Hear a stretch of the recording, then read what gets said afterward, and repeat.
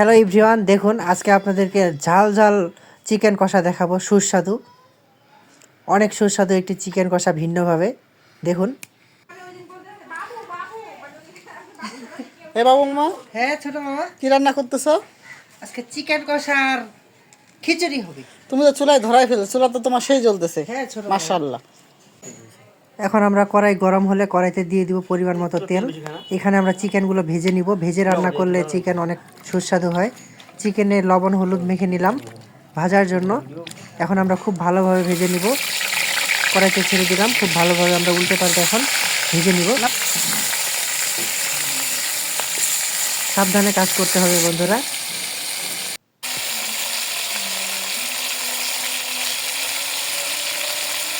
মামা, হ্যাঁ ছোট মামা, এটা হয়ে গেছে তো মনে হয়। চিকেনগুলো আমি ভেজে নিচ্ছি। ভাজা আমার প্রায় হয়ে গিয়েছে। মামা, এরকম করে ভাজলে কি হয় জানো? বলো তো। এরকম করে ভাজলে চিকেনটা খেতে ভালো লাগে। চিকেনটা টাইট থাকে, ভেঙে যায় না, শক্ত হয়ে যায় মাংসটা। মাংসটা শক্ত শক্ত থাকে, কেননা পোলট্রি মুরগি মাংস একটু নরম হয়। নরম হয়, আর এইভাবে ভাজলে মাংসটা শক্ত শক্ত হয়, খেতে ভালো লাগে। জি মামা।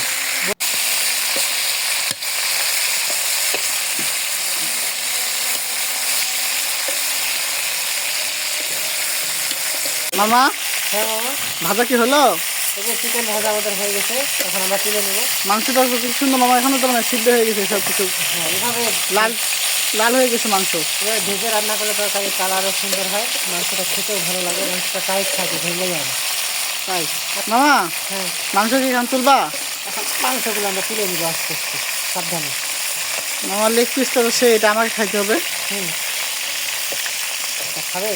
হ্যাঁ, এটা তো আমার মন চাই এখনই খেয়ে ফেলি। খাও। ওয়াও।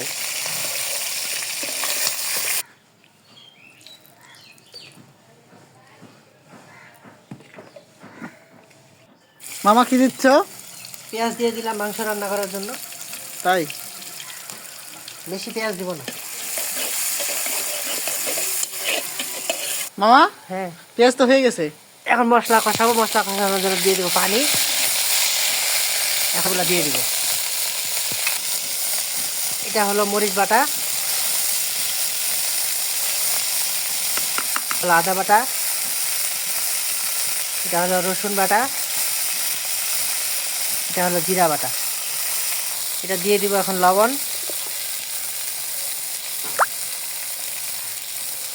এখন দিয়ে দিব হলুদ।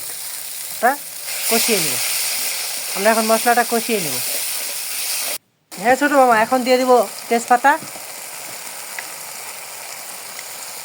তারপর দিয়ে দিব 1 চামচ গরম মশলার গুঁড়া। মামা, তোমার এটা তো হয়ে গেছে মশলাটা। হ্যাঁ, আরেকটু তেলটা একটা হবে। তো সুন্দর উপরে চলে আসছে। আরেকটু কষিয়ে নিব। মামা, হ্যাঁ মামা, আমাদের মশলা কষানো এই যে কমপ্লিট। দেখো, কাছ থেকে দেখাও।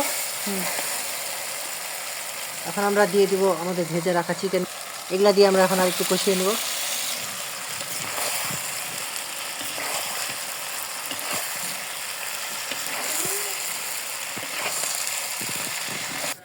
হ্যাঁ মামা, মাংস কি কষানো হয়েছে? যে মাংস কষানো প্রায় হয়ে গেছে। এখন একটু পানি দিব। পানি দিয়ে আরেকটু কষিয়ে নিব। সামান্য পানি দিব। এভাবে যত কষাবে তত মজা হবে তরকারি। মামা, ছোটো মামা, এই যে আমাদের কষানো কমপ্লিট হয়ে গেছে। এই যে দেখো কি সুন্দর কালার হয়েছে। অসাধারণ হয়েছে মামা। হ্যাঁ, এখন আমরা পানি দিয়ে দিব সেদ্ধ হওয়ার জন্য, যেটুকু সেদ্ধ বাকি আছে। বেশি পানি দিব না, কারণ এটা আমরা মাখা মাখা করব, ঝোল করব না। এখন নেড়ে চেড়ে খুব ভালোভাবে আমরা ঢেকে দিব। যেটুকু সেদ্ধ হওয়া বাকি আছে এটুকু এখন সেদ্ধ হবে। ছোটো মামা, দেখো আমাদের তরকারিতে বলক চলে এসেছে, আমাদের তরকারি সেদ্ধ হচ্ছে। এরই মধ্যে আমরা লবণটা টেস্ট করে দেখছিলাম, লবণের পরিমাণ ঠিক আছে কিনা। দেখছি ঠিক আছে। এখন আমাদের রান্না প্রায় আর 3 মিনিটের মতো হবে, তাতে কমপ্লিট হয়ে যাবে, সমস্যা নেই। মামা, হ্যাঁ মামা, তরকারি কি অবস্থা? দেখি কি অবস্থা। এই যে তরকারি আমাদের হয়ে গিয়েছে। আমরা এখন তরকারি একটু নেড়ে ছেড়ে নামিয়ে নেব।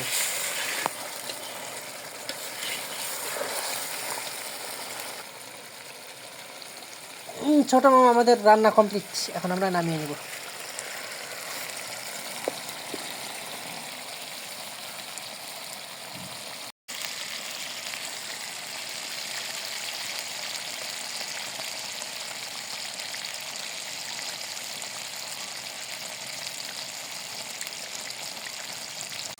এই যে এখন আমরা তুলে নেব একটি পাত্রে।